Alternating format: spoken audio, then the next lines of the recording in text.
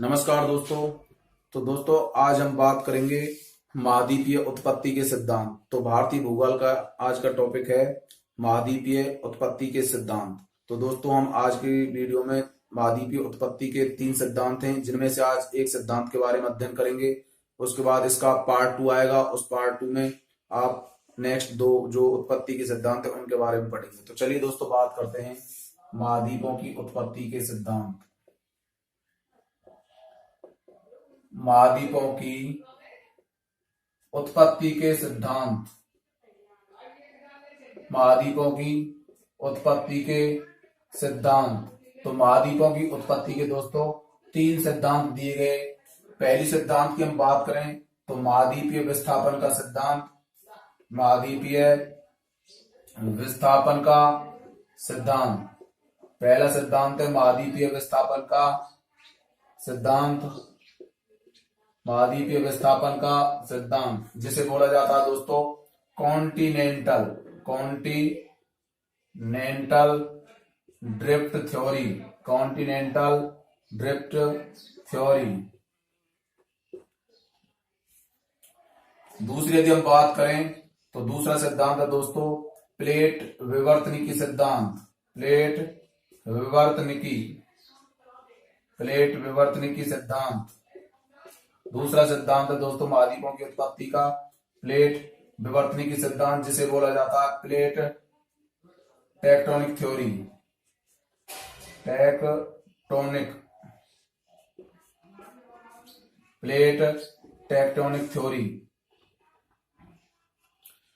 Tectonic theory. तीसरा सिद्धांत है कोबर का भूसन्नति सिद्धांत।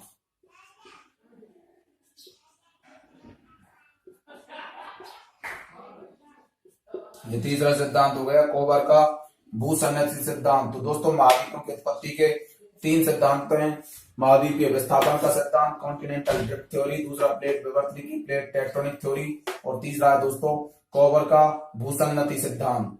तो चलिए दोस्तों सबसे पहले हम बात करते हैं महाद्वीपों के विस्थापन के सिद्धांत के बारे में। तो दोस्तों पहला हम थ्योरी पढ़ते हैं। पहली थ्योरी है दोस्तों महाद्वीपीय विस्थापन का सिद्धांत। महाद्वीपीय विस्थापन के सिद्धांत की बात करें तो इस सिद्धांत का प्रतिपादन जो किया गया अल्फ्रेड वेगनर के द्वारा किया गया दोस्तों। अल्फ्रेड वेगनर ने इसका क्या किया दोस्तों प्रतिपादन किया। अल्फ्रेड वेगनर जो था जर्मन जलवायुवेता था। जर्मनी का क्या था एक जलवायुवेता, जलवायु का अध्ययन करता था, जलवायुवेता था ये दोस्तों, जर्मन जलवायुवेता था। 1912 में इसने क्या किया दोस्तों इस सिद्धांत का प्रतिपादन किया। 1912 में इसने प्रतिपादन किया और दोस्तों 1922 में इसका इसने प्रकाशन किया। 1922 में इसका प्रकाशन किया। तो ये महाद्वीपीय विस्थापन का सिद्धांत अल्फ्रेड वेगनर के द्वारा दिया गया। 1912 में इसका प्रतिपादन किया गया, 1922 में इसका प्रकाशन किया गया। तो दोस्तों अल्फ्रेड वेगनर ने क्या किया, इसने अलग अलग महाद्वीपों पर जाकर के सभी महाद्वीपों पर जाकर के वहां की जलवायु का अध्ययन किया और उसने पाया कि सभी महाद्वीपों में जो था एक ही स्थान पर अलग अलग तरह की जलवायु पाई गई। तो उसने पाया कि सभी महाद्वीप अपनी वर्तमान स्थिति में नहीं थे। इस वजह से उसने क्या किया, पृथ्वी की आंतरिक और बाहरी संरचना का अध्ययन किया और पृथ्वी की आंतरिक और बाहरी संरचना को उसने दोस्तों आंतरिक संरचना को 3 भागों में बांटा। कम घनत्व वाला क्षेत्र और दूसरा था अधिक घनत्व वाला क्षेत्र। चलिए उसको समझते हैं सबसे पहले। तो इसके बारे में सबसे पहले आप इसका स्क्रीनशॉट ले सकते हैं। इस सिद्धांत के अनुसार वेगनर ने, या फिर आप लिख सकते हैं वेगनर ने सबसे पहले सभी महाद्वीपों की जलवायु का अध्ययन किया। वेगनर ने सभी महाद्वीपों पर जाकर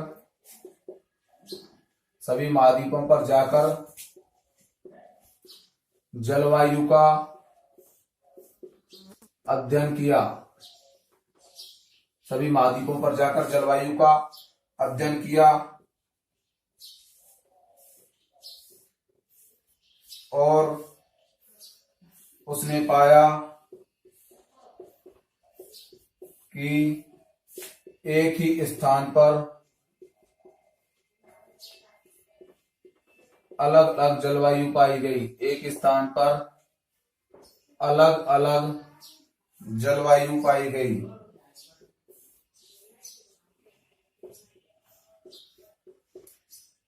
एक स्थान पर क्या पाई गई दोस्तों? अलग अलग जलवायु पाई गई। वैगनर ने सभी महाद्वीपों पर जाकर जलवायु को अध्ययन किया और उसने पाया कि एक स्थान पर अलग अलग जलवायु पाई गई। एक स्थान पर अलग अलग जलवायु पाई गई और उसने पाया कि सभी महाद्वीप अपनी वर्तमान स्थिति में नहीं थे। और पाया कि सभी महाद्वीप अपनी वर्तमान स्थिति में नहीं थे। सभी महाद्वीप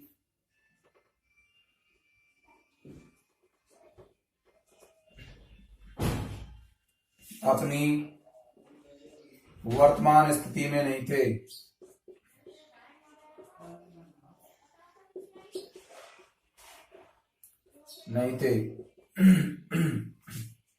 उसने पृथ्वी की आंतरिक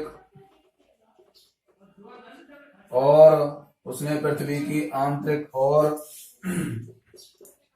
बाहरी संरचना का अध्ययन किया। बाहरी संरचना को समझाया, अध्ययन किया।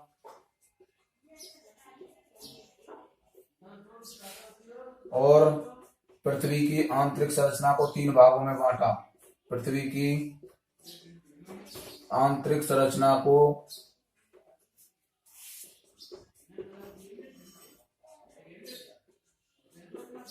3 भागों में विभाजित किया।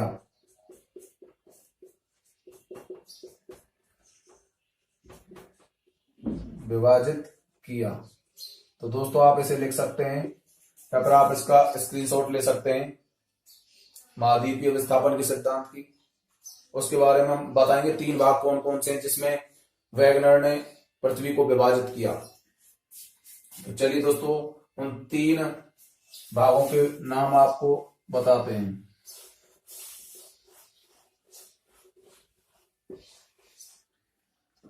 तो दोस्तों वैगनर ने क्या किया? वैगनर ने पृथ्वी को 3 भागों में बांटा। पृथ्वी की आंतरिक संरचना को उन्होंने 3 भागों में बांटा। पहला भाग जो था उसे उसने नाम दिया सियाल। दूसरे भाग को नाम दिया सीमा और तीसरे भाग को नाम दिया नीफे। इसे बोला गया सियाल मतलब सिलिका प्लस एल्यूमिनियम। सिलिका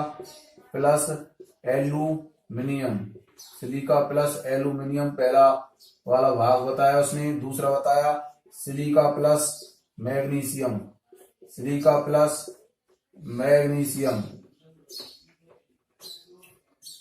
तीसरा बताया निकेल प्लस फेरस जिसे हम लोहा भी कहते हैं या फिर आयरन कह सकते हैं, लोहा। तो पृथ्वी की 3 भागों में पृथ्वी की आंतरिक संरचना को बांटा, जिसे पहली को बोला गया सियाल, दूसरा सीमा, तीसरा निफे। सिलिका प्लस एल्यूमिनियम सियाल, सिलिका प्लस मैग्नीशियम सीमा और निफे।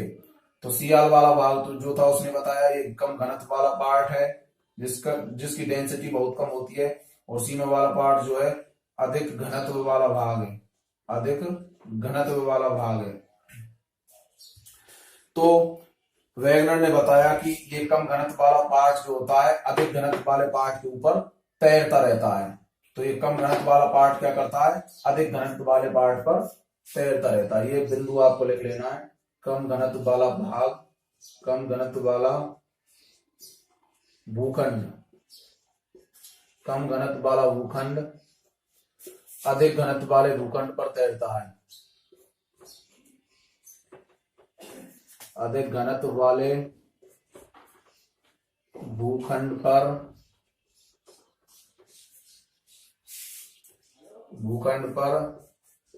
तैरता है। कम घनत्व वाला भूखंड अधिक घनत्व वाले भूखंड पर तैरता है। तो ये बिंदु आपको लिख लेना है, आप इसका स्क्रीनशॉट ले सकते हैं। चलिए दोस्तों, अब हम बात करते हैं कि वेगनर ने महाद्वीपीय विस्थापन के कुछ कारण बताए। वे कौन कौन से कारण हैं? कुछ महाद्वीपीय विस्थापन के निम्न कारण बताए। वेगनर ने महाद्वीपीय विस्थापन के कुछ कारण बताए। महाद्वीपीय विस्थापन के निम्न कारण बताए।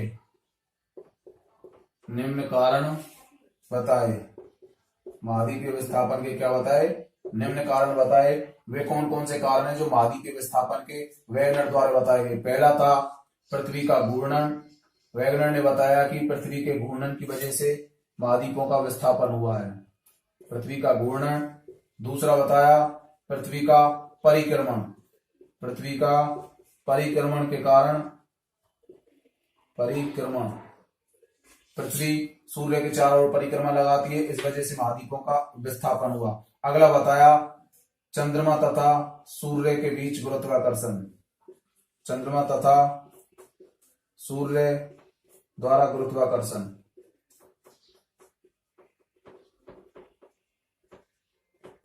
तो ये 3 कारण इसके बताए गए। चंद्रमा और सूर्य के गुरुत्वाकर्षण के कारण पृथ्वी महाद्वीपों का क्या हुआ दोस्तों? विस्थापन हुआ। तो ये बताया गया महाद्वीपीय विस्थापन के 3 कारण बताए गए। पृथ्वी का घूर्णन, पृथ्वी का परिक्रमण, चंद्रमा तथा सूर्य द्वारा गुरुत्वाकर्षण बल। तो ये 3 जो कारण बताए गए महाद्वीपों के विस्थापन के, वेगनर ने बताए। अब हम बात करेंगे दोस्तों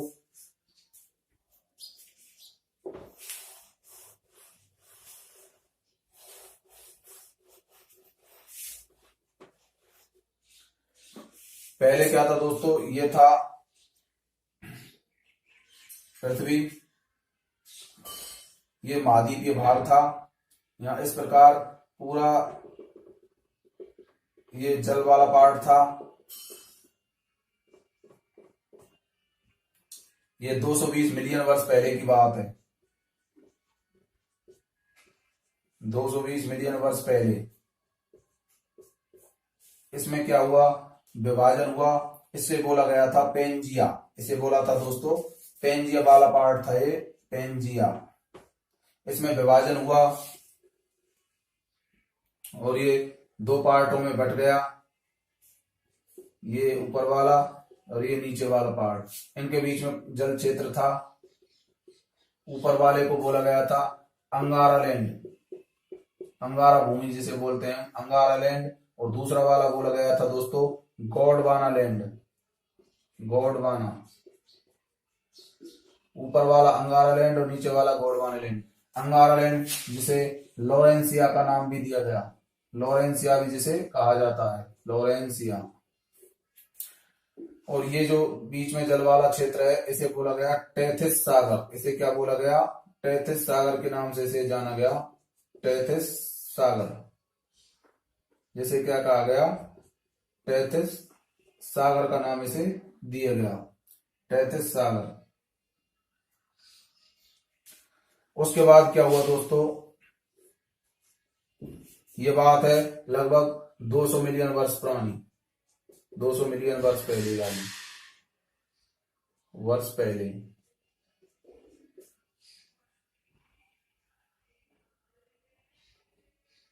उसके पश्चात क्या हुआ? 7 महाद्वीपों का निर्माण हुआ। ये वाले भाग 7 महाद्वीपों में परिवर्तित हो गए।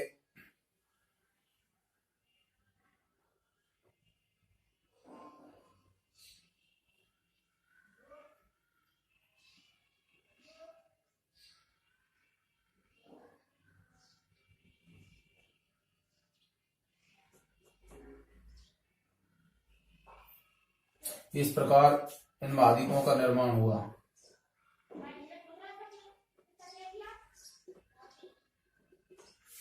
ये लगभग 60 से 70 मिलियन वर्ष पुरानी बात है, 60 से 70 मिलियन वर्ष पुरानी। तो इस प्रकार पेंजिया वाले पार्ट से 7 महाद्वीपों का निर्माण हुआ। ये हो गया दोस्तों महाद्वीपों के विस्थापन का सिद्धांत। महाद्वीपों के विस्थापन का सिद्धांत। अब बात करते हैं दोस्तों अंगारालैंड और गोंडवानालैंड के अंतर्गत कौन कौन से देश आते हैं, कौन कौन से महाद्वीप।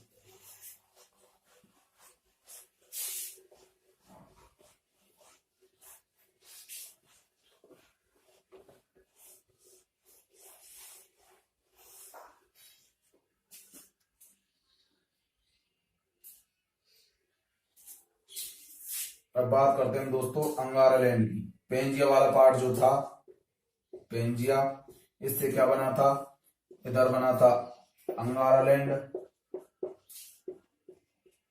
दूसरी साइड में था गोंडवानालैंड।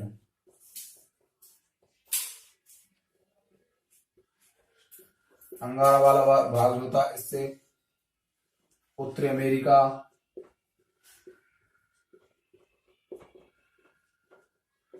उत्तरी अमेरिका, ग्रीनलैंड,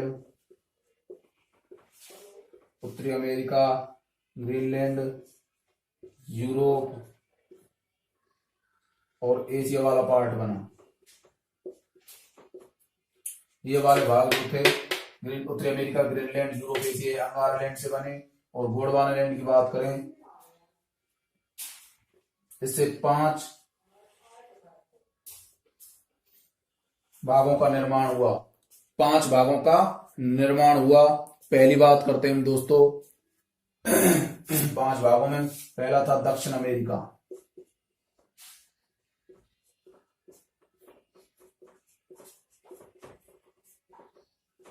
दक्षिण अमेरिका, अफ्रीका, अंटार्कटिका,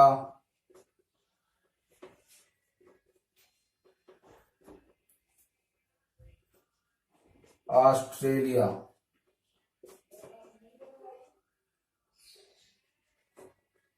तो ये भाग बन गए दोस्तों।